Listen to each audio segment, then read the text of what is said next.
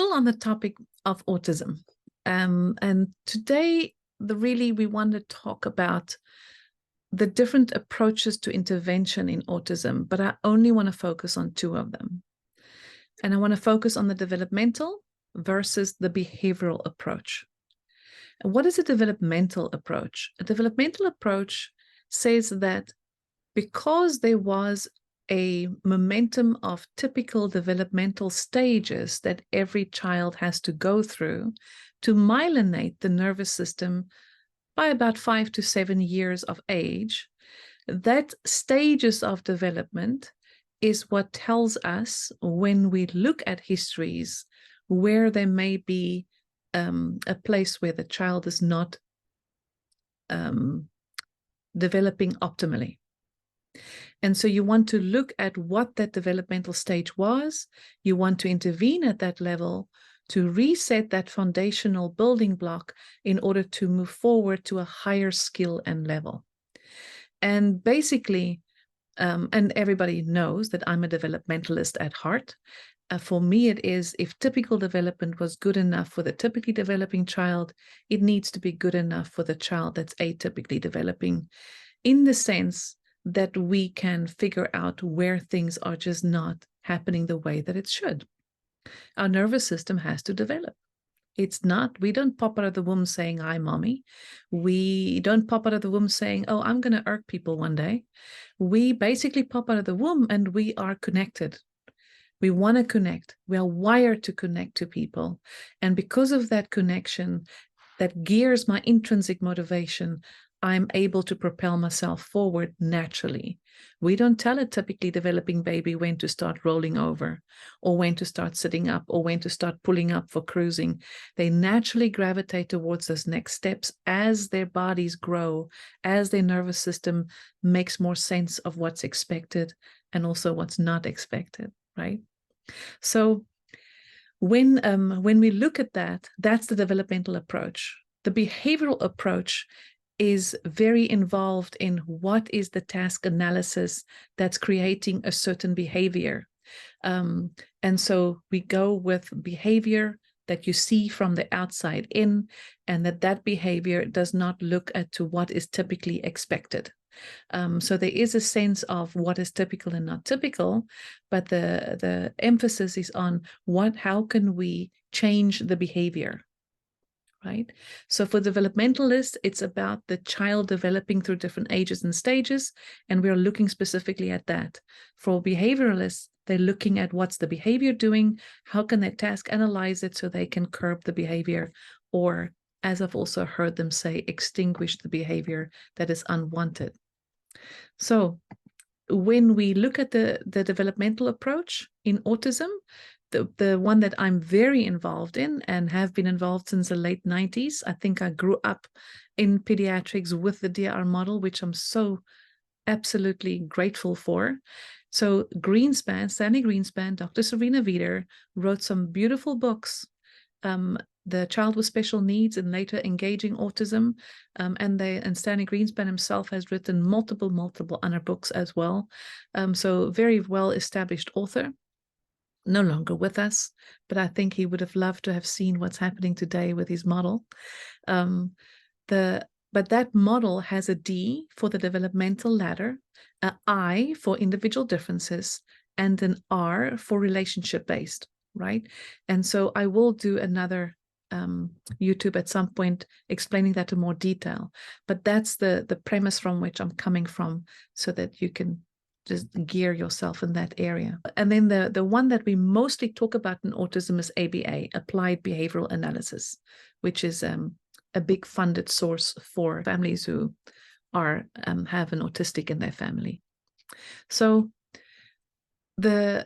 when we think about behaviorism versus developmental, a behaviorist will focus on what behavior is appropriate or not appropriate. A developmentalist will focus on that the behavior is a communication of the child's needs, right? So the behavior is the communication. We can figure out the needs. We can change the behavior, right? The behaviorists also love to work on extrinsic motivation. If you do this, then that's your reward. I prompt, You do, and then I reward you. And we do that again. For a developmentalist, I'm waiting for the child to initiate from their own intrinsic motivation. Then I'm responding in a way that makes the child respond back, right? So that's a very big difference. Intrinsic motivation is key for developmentalists. For behavioral approaches, they do play-based intervals now. So they've also grown, as we all grow, over the years, and added some play-based intervals between the other task-oriented tasks that they are doing. For us, it's not just the interval. Play is the medium which we use in a developmental approach. We use play as occupation, but we also use play as a modality. So it's the way that we get the child to do the things in an integrative way that we need to. In behavioral approaches, they do focus on sensory-rich environments. In fact, since the DSM has brought sensory into the play, you've heard much more about behavioral interventionists that's also adding more sensory rooms. They're adding sensory exposure, right? For us as developmentalists, it's not just the sensory exposure and sensory environment, it is sensory integration. It is how the actual nervous system is putting the senses together inside the body, not just what it's exposed to from the outside in. For behavioralists, they do focus a lot on getting the child to memorize a certain sequence of the activity, which often can lead into using long-term memory skill. And some could also lead into rote learning. Rote learning is when we say that you've learned how to count to 100, but you can't count 3 doors down to get to the bathroom yourself. So you do the counting, but the application of the counting may not be as functional. And that does not mean that it doesn't happen, everyone. I want to remain respectful to both modalities. It just means that that is sometimes the case. Now, in DRR floor time, in developmental approaches, we want to use working memory for problem solving, which they then can store in long-term memory as a functional use. And that is quite a key piece for us. There's also in behavioral approaches, they often will use drills, and they would use a repetition, which is a fundamental piece of the brain, because every child knows that if I'm going to be walking, I better practice how I'm putting one foot in front of the other, right? We do use repetition to learn. The difference is that in developmental approaches, the child himself is making the decision when they're going to repeat and what they need to repeat. In the behavioral approach, we prompt that drill and that sequence for them. And so a behavioral approach oftentimes will also have the approach that I know what you need, and therefore I'm going to create a drill that you could learn from, which many times it's what we do teaching, right? When we are educators, we do know better. It's for sure, as adults, we do know better because we've already gone through development and we have a certain amount of training. With developmentalists, though, we try to kind of figure out in this moment what the child's emotional experience is, so we can meet them where they're at and then draw them into our world before we can become didactic with them, right? So there's a little way in, because we want to see maybe something about this environment or something about this activity is causing fear or causing scared feelings or causing an anxiety that they're going to become overwhelmed, or that the new and the novel is a little bit too scary. So we want to consider that emotional piece, turn that emotional piece into a joint attention that has joy. And that really helps us to then get to the place of problem solving and having more availability in the child to initiate to a different level. It's also that the behavioral approaches are very much talk about the world of autism as the autism is part of what we are needing to look at. For developmentalists, it doesn't really matter if I'm looking at an autistic child or a dyspraxic child or an ADHD child. We're basically looking at, this is the profile that has developed, and these are the strengths and weaknesses, and this is what we want to focus on. We're also looking at that, in behaviorism, social skill becomes a learned skill. Well, in developmental approach, what we want to focus on more is that the social skill is something that we get from birth. And I'm hesitating on those words because I want to say it right. When we look at research like from Marco Iacoboni and Fogel and all of those wonderful, wonderful mental health people that I follow, and read their books once I can get reading through one book totally. The research is so clear that our wiring for connection is absolutely available at birth. And it's from birth, the way that the relationship evolves between me and my primary caregiver is what actually sets up my empathy circuit. That I'm actually building the kind of parent I'm going to be within the first 9 months of my life. And so that singular area that brings me the nurturing piece within me, that creates within me the kind of parent I'm going to be, that is set up in the very, very first 9 months of my life.